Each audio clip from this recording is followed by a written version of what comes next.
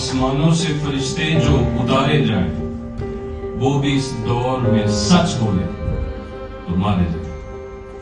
सरजमीन इस्लामी जमहूरिया पाकिस्तान के आजाद सहाफी इमरान रियाज खान, आजाद सहाफी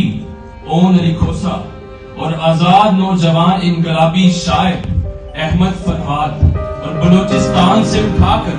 मंजर आम से ही गायब कर दिए जाने वाले वो हजारों अफराद, उनकी लापता लाशें, उनकी लापता आबू बकाएं, उनकी लापता सिस्कियां और नाले हम सबसे चीख चीख कर ये सवाल कर रहे हैं कि आखिर आजादी के कौन से मकासद हासिल किए।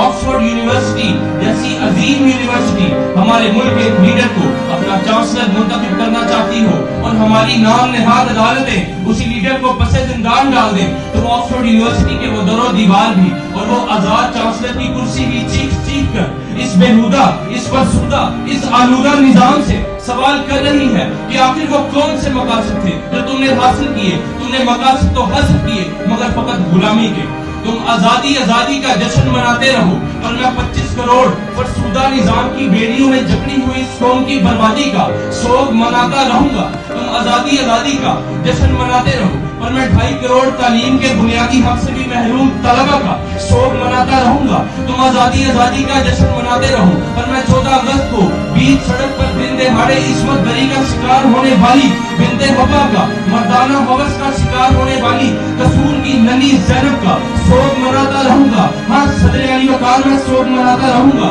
क्योंकि मैं काफिर हूँ, सर गिरा हूँ, मुझे मार दीजिए, मैं सोचने लगा हूँ, मुझे मार दीजिए, मैं पूछने लगा हूँ सबब अपने कत्ल का, मैं हद से बढ़ गया हूँ, मुझे मार दीजिए। और ये जुल्म है कि जुल्म को कहता हूँ, ये जुल्म है